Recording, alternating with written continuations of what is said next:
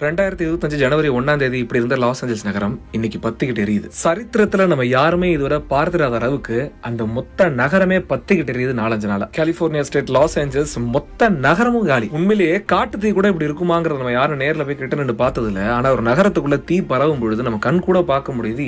இந்த அளவுக்கு ஒரு ஊரே அழிக்கக்கூடிய அளவுக்கு இந்த தீ எங்க இருந்து பரவுச்சு, எப்படி வந்தது, இல்ல யாரும் வேணும்னே செஞ்சாங்களா, எதுவுமே யாருக்கும் தெரியல. தெருவுல நிறுத்தி வச்சிருந்த காரெல்லாம் அப்படியே தீயில உருகி ஊத்தி ஓடுது. இந்த ஹாலிவுட் மவுண்டைன்லாம் நம்ம படத்துல பார்த்திருக்கோம் இல்லையா, அந்த மலையே பத்திக்கிட்டு எரியுது, மெக்டொனால்ட்ஸ் எரியுது, எல்லாமே எரியுது. உலகம் எதுவும் அழிய போதா இல்ல அழிவின் விளிம்புக்கு வந்துருச்சா என்னன்னு தெரியல. இந்த குறிப்பிட்ட இந்த ஒரு வாரமா எல்லா ஊர்லயும் பிரச்சனைகள் நடந்த மயமா இருக்கு. நாம திரையில பார்த்து வியந்த பெரிய பெரிய செலிபிரிட்டிஸோட வீடே முழுமையா எரிஞ்சு சாம்பலா போச்சான். தீ எரிஞ்சு எரிஞ்சு வானத்துல எங்கும் அந்த புகை மண்டலங்கள் சூழ்ந்து அந்த பகல் பொழுதே இருட்டா காணப்படுது. ஆனா ஏன் இப்படி எல்லாம் இயற்கை பேரிடர்கள் நடக்குதுன்னு தெரியல. 2020 தொடங்கி இன்னும் 2 வாரம் கூட ஆகல. ஒரு பக்கம் நடன வெள்ளம், ஒரு பக்கம் நடன நிலநடுக்கம், ஒரு பக்கம் தீ, ஒரு பக்கம் புயல், இந்த மாதிரி பல இயற்கை சீற்றங்கள் ஒரு நாட்டிலையும் ஒரு இடத்துல நடந்திருக்கு. உண்மையிலேயே திரைப்படத்துல VFX பண்ணா கூட இப்படி ஒரு காட்சி அமைக்க முடியாது போல அந்த அளவுக்கு கொடூரமான தீ நாடு முழுக்க. இதை பார்க்கும் போதே நமக்கு அப்படியே நெஞ்செல்லாம் பதபதக்க வைக்குது பாருங்க. மொத்தமா காலி, மொத்த லாஸ் ஏஞ்சல்ஸ் நகரமும் காலி. அங்க இத்தனைக்கும் அந்த மொத்த யுனைடெட் ஸ்டேட்ஸ்லயே கலிபோர்னியா தான் அதிக GDP கொண்டிருக்கு. மீட்பு பணிகளும் நடந்துகிட்டு இருக்கு, 4 நாளா நடந்துகிட்டு இருக்கு. ஆனாலும் அந்த தீ குறைஞ்ச பாடல. ஆண்டவனுடைய அருளால உடனடியாக இதெல்லாம் சீர்நிலைக்கு வரணும். அந்த மக்கள், இயற்கை, அந்த நாடு